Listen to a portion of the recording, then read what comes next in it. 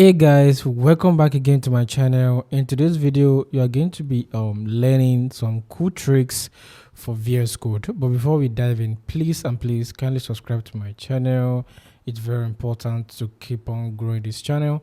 Please, I will love your subscription on this channel. Thank you once again. So without further ado, let's dive straight to our VSCode. Cool. So the first trick that we're going to be checking out is the compact folder. Yes, so let's say I create a new folder under WP content. Let's call it new folder. So under this new folder, I also create a new folder called CSS, then create a new file called style.css. Now if you notice, it's all aligned in the same line, which is not really good for some developer. So to resolve this, it's very simple. Navigate to manage this jar icon, then click on settings, and this will load up for you the settings page. Then search for compact. So when you search for compact, you are going to notice compact folder. So this compact folder is the latest features. So in case you don't want it, just uncheck it, and as you can see, it dropped the folder. And if you check it again, it's going to restore back to its normal default selection. But if you uncheck it again, it's going to drop it back. So that's the first hint for us to check out. So then the next one that we're going to be looking at is prettier code formatter. Yes, so I use that a lot. So if you navigate to extension, search for prettier, so it's going to load up. As you can see, I use this code formatter a lot. I've installed it. So once you install this extension, on saving your code, is going to automatically format the proper indentation, and that will really be good for you. Okay, so that's for this, for CSS, HTML, and other things I use for. So my next option also is going to files. Yes, most developers point my notice to that a lot. You know, if they create a file, it's very difficult for them to navigate to it. They will have to nest it down and down and down to the folder, which is not really good. So let's say I would like to edit class big droid gallery for WP. It's very simple. So what I'm going to do in this case is I'm going to use Command P on my Mac, and on Windows Control P. So if I use Command P, it's going to automatically bring up this search bar. Then within this place, type in the phrase of the file name that you are looking for. So here I have the first phrase of class big droid. So if I type class big droid, as you can see, we have it. And if you also type the second phrase, gallery for WP, as you can see, gallery for WP, it still shows it up. As you can see, gallery for WP, and also class gallery for WP. So once you find the exact match of what you are looking for, click on it and you enter. So this is my WordPress development course. In case you are looking to take it, it's on my channel over here. Yeah, I have it here. So in case you would like to take WordPress plugin development course, this is it here. So that's amazing course. So let's go back to where we're coming from. So that's for the go to file and also quick access to your file. Cool. So once you are done with that, let's say you have so many folders opened.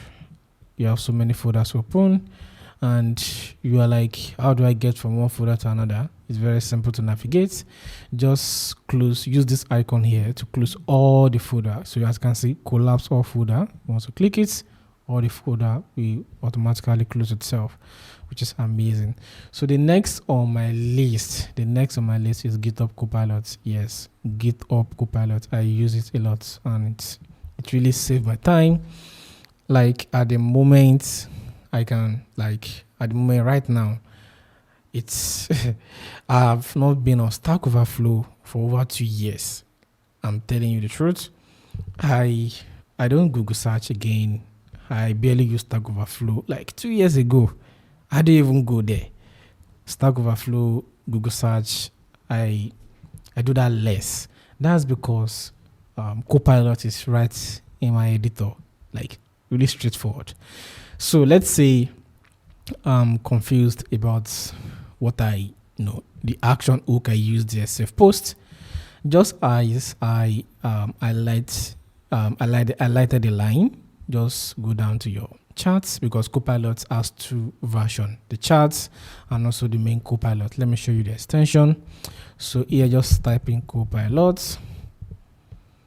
So you're going to see the main AI programmer within the editor and also the charts.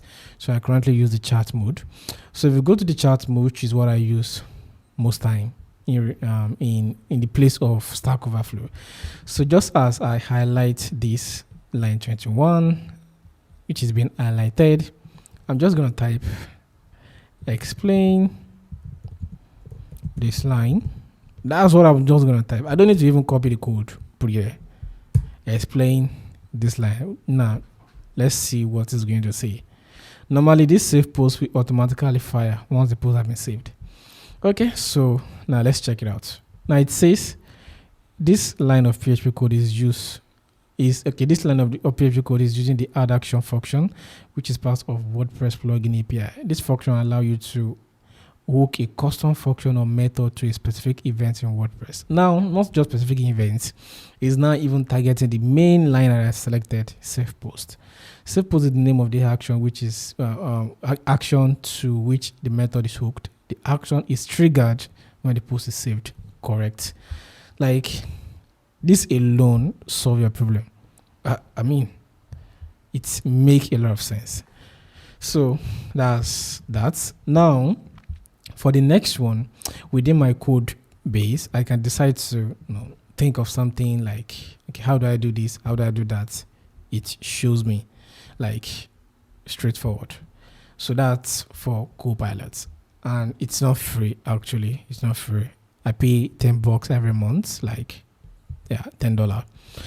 And in case you are looking to go for a free version, like a trial version, there's a package that you can use for that, which is Tab 9. I also use Tab 9. So Tab 9 is actually free. So Tab 9 over here. So if you install this, there's a free trial. There's a free package that you can use. Though there's no chat at the moment. Okay, I think there's chats. Yeah, but I currently use the AI completion. Yeah, so that's everything from my table. I hope you guys enjoyed this video. In case you have any video suggestion, please do comments below and let me know your suggestion, your opinion, and what you are facing, the issue you are facing with your VS Code, and let's solve it together. Thank you once again. See you in the next section. Bye.